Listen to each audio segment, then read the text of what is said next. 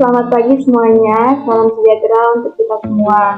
Marilah kita panjatkan puji syukur kehadirat Tuhan Yang Maha Esa, karena berkat rahmat-Nya kita bisa berkumpul di sini. Hari ini kami dari kelompok 2 ingin mempresentasikan dengan judul reaksi uji lipid dan penentuan bilangan iodium. Sebelum kita masuk ke materi, izinkan kami kelompok 2 untuk memperkenalkan diri.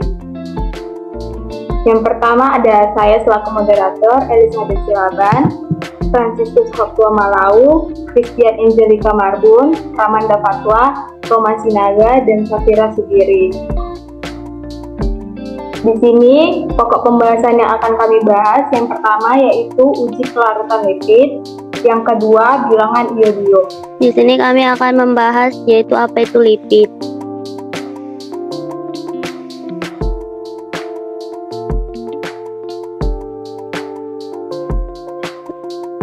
Lipid merupakan senyawa organik berminyak atau berlemak yang tidak larut dalam air, yang dapat diekstrak dari sel dan jaringan oleh pelarut nonpolar seperti kloroform, benzol, atau eter. Lipid disimpan di dalam tubuh dalam bentuk trigliserida. Struktur molekulnya kaya akan rantai unsur karbon seperti CH2, CH2, CH2, sehingga lemak mempunyai sifat hidrofob. Menyimpan energi, transportasi metabolik sumber energi, sumber zat untuk sintesis bagi hormon, kelenjar empedu, serta menunjang proses pemberian signal-signal transduksi. Struktur dasar atau komponen utama membran semua jenis sel, pelindung organ tubuh dan alat angkut vitamin larut lemak, pembentukan sel dan sumber asam lemak esensial.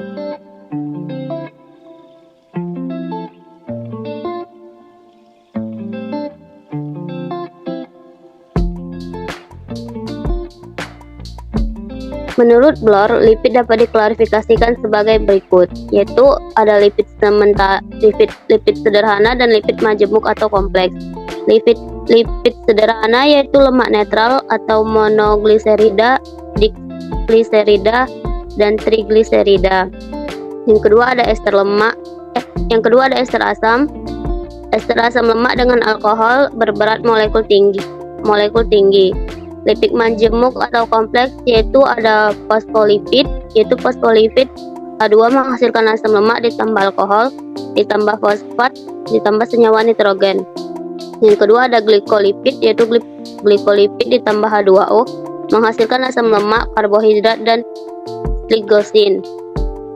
Yang ketiga ada lipid turunan, yaitu senyawa-senyawa yang dihasilkan bila lipid sederhana dan lipid kompleks mengalami hidrolisis, yaitu ada asam lemak sterol yaitu kolesterol, ergolesterol, dan sebagainya, alkohol padat, aldehid, dan keton bodies. Slide selanjutnya akan dibacakan oleh teman saya. Baiklah, selanjutnya adalah asam lemak. Asam lemak merupakan penyusun utama minyak nabati atau lemak dan merupakan bahan baku untuk semua lipida pada makhluk hidup. Asam lemak tidak lain adalah asam alkanoat atau asam karbosilat berderajat tinggi atau rantai C lebih dari 6. Asam lemak merupakan penyusun utama lipid atau dalam 100 gram lipid terdapat 95% asam lemak. Struktur umum asam lemak pada kepala yaitu hidrofobik, pada ekor hidrofilik, sehingga asam lemak dikatakan mempunyai sifat amfipatik. Trigliserida atau lemak netral. Trigliserida merupakan suatu ester gliserol yang terbentuk dari 3 asam lemak dan gliserol R1R2. Apabila terdapat satu asam lemak dalam ikatan dengan gliserol, maka dinamakan monogliserida. Fungsi utama trigliserida adalah sebagai zat energi. Lemak disimpan di dalam tubuh dalam bentuk trigliserida. Selanjutnya akan dibawakan oleh teman saya, Roma.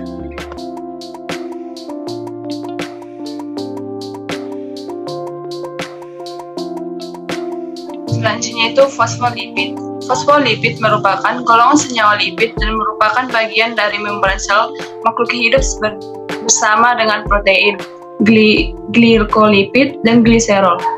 Fosfolipid terdiri atas 4 komponen. Yang pertama itu asam lemak, gugus fosfat, alkohol yang mengandung nitrogen, dan suatu kerangka atau gliserol dan 2 gugus asli.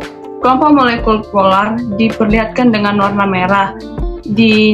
Diindikasi mengandung bagian molekul hidrofobik diperlihatkan dengan warna biru.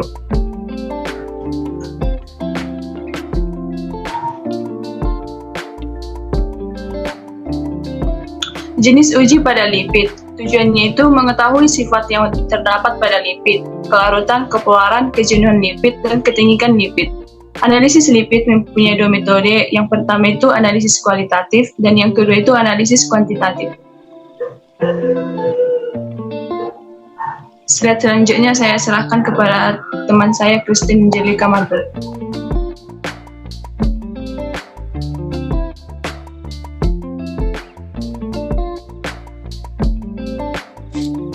Selanjutnya yaitu analisis kualitatif. Analisis kualitatif merupakan analisis kimia ada atau tidaknya komponen radikal ion kation atau molekul. Analisis kualitatif lipid dilakukan dengan 4 cara, yaitu dengan uji kelarutan lipid, uji acrolein, uji ketidakjenuhan atau bilangan iodium, dan juga uji ketengikan.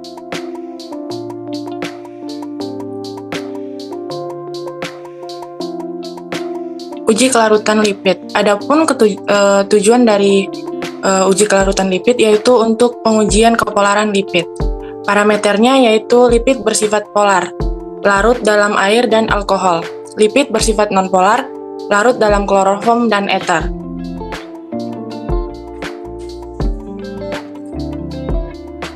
Prosedur kerjanya dapat dilihat yaitu dimasukkan 2 ml eter ke dalam tabung reaksi 1, kemudian dimasukkan 2 ml kloroform ke dalam tabung reaksi 2, dan dimasukkan 2 ml etanol ke dalam tabung reaksi yang ketiga.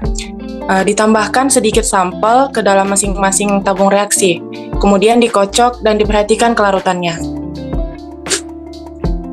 Berdasarkan dari hasil percobaan yang telah dilakukan, pada larutan kloroform dan eter, minyak dapat larut, sementara pada larutan etanol, minyak tidak dapat larut. Hal ini terjadi karena perbedaan kelarutannya ataupun sifat dari kelarutannya. Minyak bersifat nonpolar dan eter bersifat nonpolar, dan juga kloroform bersifat nonpolar. Oleh karena itu, minyak dan larutan kloroform dan eter dapat melarut sempurna. Kemudian untuk etanol, dia bersifat polar, sehingga pada percobaan tidak dapat larut dengan sempurna atau tidak dapat menyatu.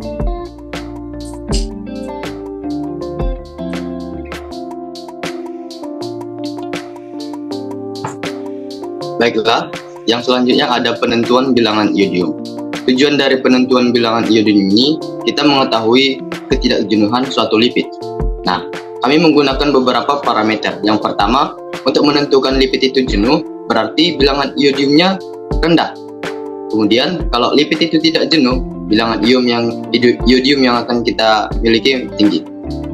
Nah, di sini ada rantai hidrokarbon, di mana melalui rantai hidrokarbon ini kita dapat melihat mana asam lemak jenuh dan mana asam lemak tidak jenuh.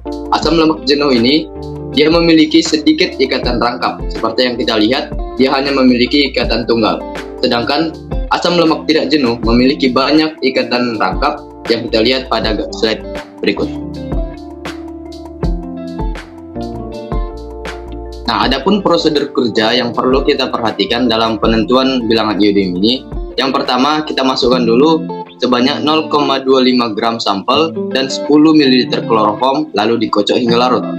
Kemudian ditambahkan 25 ml fraksi iod hanus dan didiamkan selama 30 menit di tempat yang gelap. Kemudian ditambahkan lagi 10 ml kalium iodida dengan konsentrasi 15% dan ditambahkan 100 ml aquades. Setelah ditambahkan aquades, kita titrasi dengan natrium tiosulfat dengan konsentrasi 0,1 N. Kemudian ditambahkan 2 ml larutan pati apabila setelah dititrasi membentuk larutan warna kuning. Kemudian dititrasi setelah penambahan pati hingga warna birunya hilang. Kemudian dilakukan hal yang bersama pada titrasi blanko. Nah, berdasarkan percobaan yang telah dilakukan, kami perlu menyampaikan beberapa pengamatan yang sangat penting. Yang pertama, gambar pertama ini penambahan iod hanus. Nah, mengapa ditambahkan iod hanus? Karena dalam iod hanus ini nanti akan terjadi reaksi adisi dari iodium kepada ikatan rangkap yang ada pada sampel minyak. Kemudian di gambar kedua kita mendiamkannya di tempat yang gelap selama 30 menit dan juga dibungkus dengan aluminium foil. Mengapa dibungkus dengan aluminium foil? Karena sifat dari iodium yang mudah dioksidasi oleh cahaya ataupun sinar. Nah, untuk menghindari hal tersebut, maka kami membungkusnya dengan aluminium foil. Kemudian yang ketiga, kita mentitrasi. Di sini kita lihat pada titrasi yang pertama ini warnanya ungu kecoklatan, yang artinya ini merupakan titrasi yang awal, belum ada perubahan warna. Kemudian pada gambar keempat terlihat ada perubahan warna yang awalnya ungu kecoklatan menjadi sedikit kekuningan. Ini menandakan bahwa titik akhir titrasi sudah mendekat. Kemudian kita tambahkan amilum, warnanya berubah menjadi biru. Nah, kemudian pada gambar keempat, di sini larutannya berubah menjadi bening, yang artinya seluruh iodium atau iod yang tersisa dalam sampel telah terikat oleh titrasi Na2S2O3 atau natrium tiosulfat. Nah, gambar terakhir kita dapat melihat perbandingan titrasi blanko dengan titrasi sampel.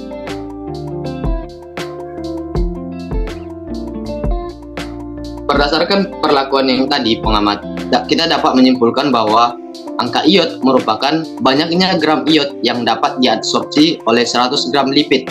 Kemudian untuk mengetahui derajat ketidakjenuhan asam lemak, maka dilakukan titrasi penentuan bilangan iodium. Semakin banyak ikatan rangkap, maka semakin besar bilangan iodium dari suatu sampel. Nah, dasar dari penentuan bilangan iodium ini meliputi reaksi adisi, di mana iodium akan masuk pada ikatan rangkap yang ada di dalam sampel. Kemudian iod akan mengadisi ikatan rangkap dari asam lemak. Di sini dapat kita lihat beberapa reaksi penting dalam uji penentuan bilangan iodium ini. Yang pertama, RCH dengan ikatan rangkapnya itu merupakan struktur dari asam lemak. Contohnya kita gunakan di sini minyak sania, minyak goreng. Kemudian ketika kita tambahkan iod hanus yang mengandung I2, maka akan memutus ikatan rangkap yang ada pada CH-CH tadi. Kemudian kita dapat melihat bagaimana struktur pada sebelah kanan. Kemudian pada saat terjadi pemutusan ikatan rangkap, tentunya pasti ada iod yang tersisa, maka akan dilarutkan dalam CHCl3 atau kloroform yang kita gunakan sebelumnya. Nah, setelah kloroform mengikat iodium tadi, maka kita lakukan tadi penambahan kalium iodida yang tentunya untuk melepaskan iod dari Cl, maka kita memperoleh iodium.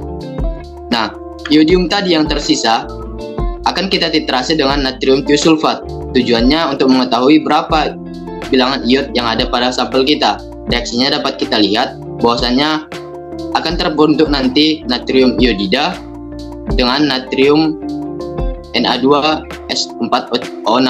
Kemudian karena adanya penambahan amilum akan bereaksi secara kompleks membentuk iod amilum, di mana warnanya kita lihat menjadi awalnya kuning menjadi warna biru. Kemudian iod amilum ini dengan natrium tiosulfat akan menghasilkan natrium iodida dan kembali lagi dalam bentuk Na2S4O6 ditambah dengan kelebihan amilum. Nah, adapun hal penting yang perlu kita perhatikan pada penentuan bilangan iodium ini, bahwasanya lipid tadi hanya larut pada kloroform dan eter, seperti yang telah dijelaskan teman kita sebelumnya, bahwasanya hal ini disebabkan karena kesamaan polaritas, di mana kita ketahui kloroform dan eter merupakan pelarut yang nonpolar, sedangkan lipid dominan nonpolar. Kemudian lipid tidak larut dalam etanol, Nah, lipid yang kita gunakan yaitu sampel minyak, di mana kita ketahui minyak merupakan non-polar dan etanol polar, maka tidak dapat menyatu. Kemudian volume titrase blanko yang kita lakukan sebelumnya yaitu sebanyak 29 ml natrium tiosulfat. Nah, untuk volume titrasi pada sampel kita memperoleh angka 22 ml. Nah, melalui rumus penentuan bilangan iodium, maka kita memperoleh bilangan iodium sebanyak 35,532, di mana angka ini termasuk kecil. Penyebabnya dapat dikarenakan kualitas dari minyak yang kita gunakan kurang baik karena bilangan iodiumnya kecil, dan ataupun ada kesalahan pada prosedur maupun konsentrasi bahan yang kita gunakan.